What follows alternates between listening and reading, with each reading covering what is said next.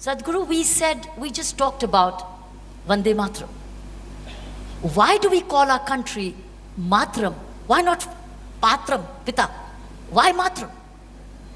Why it's motherland? Why not fatherland? Why not both? Because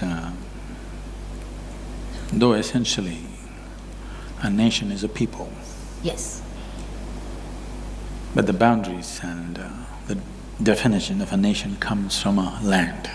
Yes. A land or earth, we've always seen it as mother, because if we sow a seed, life comes back at us. Yes. So we see it as a woman.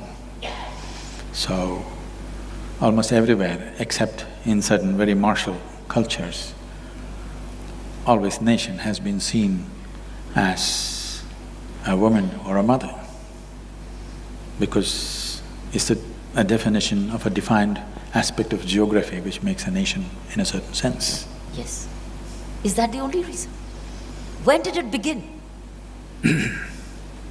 I would say it began with this nation because this is the oldest nation on the planet. It defies what people think is a nation today. The modern nations are made. People are making nations based on language, religion, race, ethnicity, maybe a little bit of ideology, one or two. Essentially, it is the sameness of people which makes a nation. But as we have known this nation for over 8,000–10,000 years as Bharat,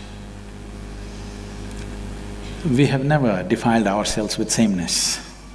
If you drive 50 kilometers, people look different, wear differently, eat differently, speak different languages, everything is different. So what makes this one nation? When the Europeans came here, they went about saying, this country that we have heard about, it doesn't exist. Because there's nothing binding this, how can they say this is a nation?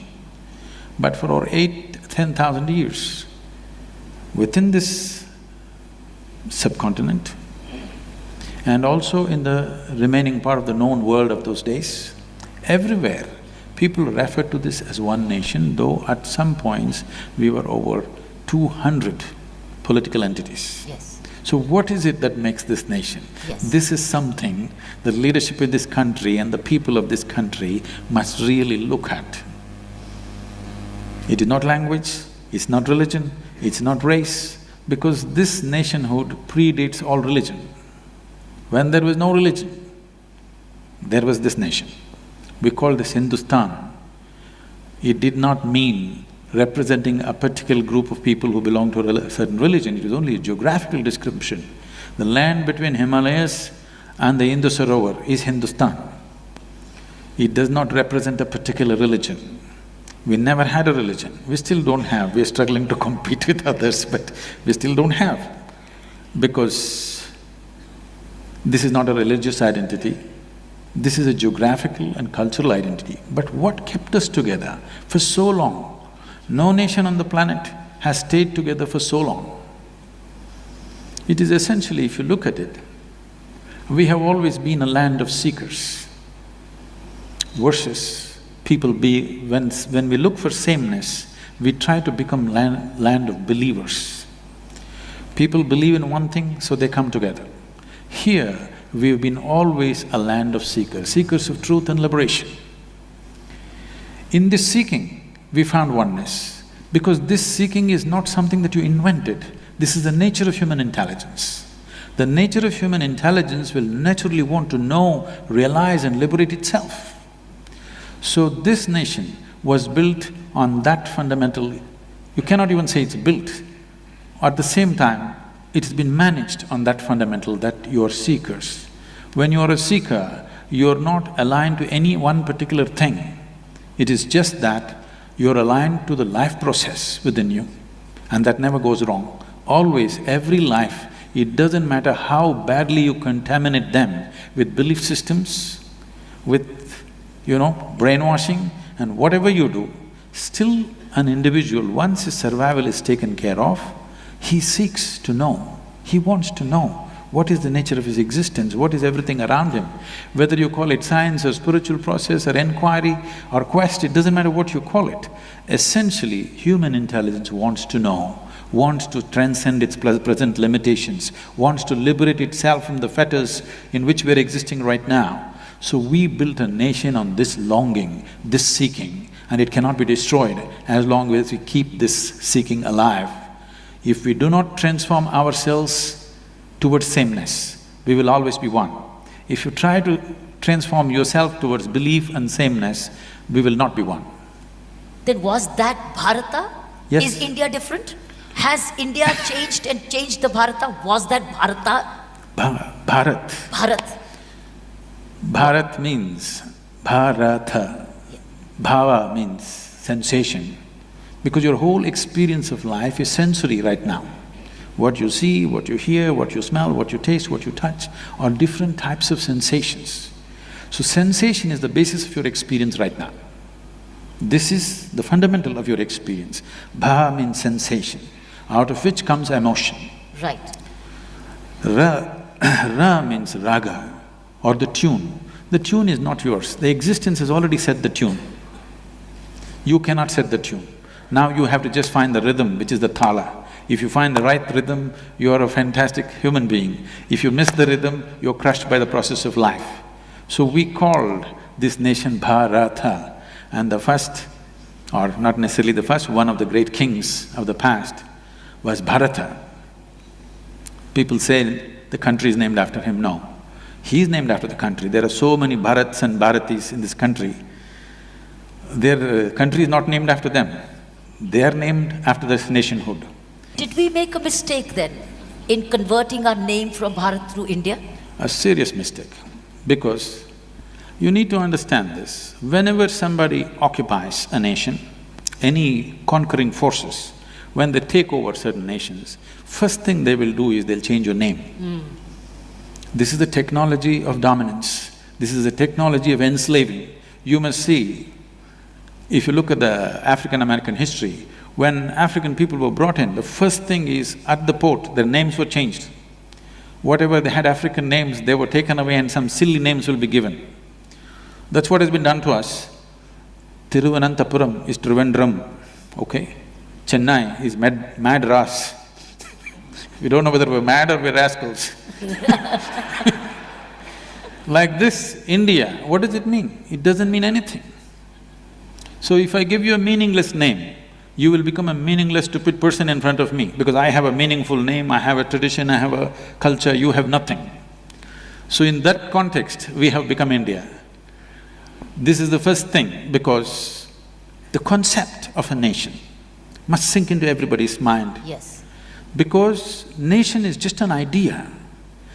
When this idea burns through your mind and sinks into your heart and your passion is risen towards that, then you have a real nation. Otherwise, nation is just in the paper. This is the unfortunate reality for us right now. So at least when they left in 1947, the first thing we should have done is change the name in such a way that it resonates in some way in everybody's mind. Right. Now you are using an English name for an Indian nation. Hardly 2–3% of us can speak English language in this country properly, okay? The remaining people are essentially left out. I think this is one thing I would like to request the present Prime Minister. We must rename this country in a way it reverberates in everybody's hearts. Wow.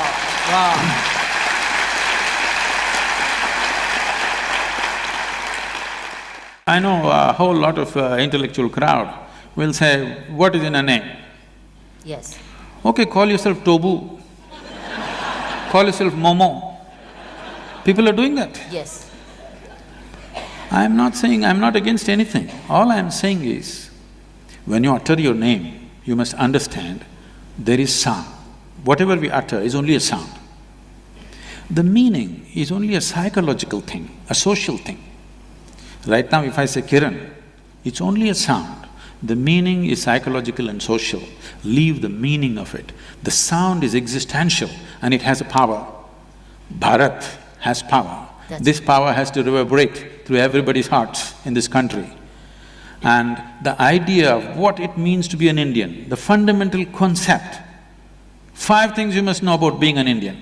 This must get across to every human being. Because if every human being who lives in this country, if his aspirations are not the same as the national aspiration, then you don't have a nation, you just have names. It is not just that the name will do everything. Name has to inspire passion in people for the nation. Yes. Right now, they have only hormonal passions going. There's no passion for the nation. Yes. Okay? Yes. So that is why what is happening to the woman is happening. Yes. So, it is not that a name is a solution for everything, but nationhood. Why nationhood is important is, why can't we think about the whole world? We can. But nationhood is the largest piece of humanity that you can be committed to right now. That's why a nation is important. When we say you are committed to this nation and its well-being, that means at least if not 7.2 billion people, at least you're committed to 1.2 billion, 1.25 billion people, which is a great step from being committed to your own personal well-being. Yes. So in that sense, nation is important. As a spiritual being, for me, I'm not a nationalistic person that way. I would like to look at every human being and every creature on this planet the same way, that's how I am. But nation is important because the scope of one's passion, involvement and concern has expanded beyond likes and dislikes of 2 people sitting here. I think with the return, as we notice, return of Hindi much more, in the last 10 days, Hindi has returned much more. So we might hear Bharatvasi much more, Bharatiya much more. You're leaving us out, we are from the south. Then you learn a little bit of Hindi then. No, you won't. You won't? No. Why? That is why I'm telling you, it is not the sameness which binds us. We are different people, but we are fine together. That is the nation, that is the nature of this country. That is what has to be encouraged. Okay. You don't try to teach everybody Hindi. You don't try to teach everybody Tamil. I speak Tamil, you speak this thing, you eat paratha but I eat idli, I think that's the best thing, you think that is the best thing, it doesn't matter. But we have no issues. In the same family you can work… 5 people are there, they're worshipping 5 different gods, but no problem, in the same room. I don't see an imposition, I see more of a promotion. That's what I feel. That will happen anyway. We are in a cusp, where we are in a position today, we've got a decisive mandate. I'm not being political, but that's a political reality today. We have a decisive mandate today. Where does this mandate begin from? And where do we all fall in? Where do we fall in place? Because this is being webcasted and millions of people are watching you all over the world as Indians. I think we've got 2 responsibilities. One is a people's responsibility, I have the other is a decided leader's. from now on I will not use the word Indian.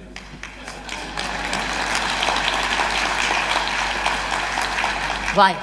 Yeah, I would like to use the word Bharat. I told you, Hindi is coming in. I have started the moment… That's the Hindi name of India anyway. No, it is Hindustan. We also call it Hindustan.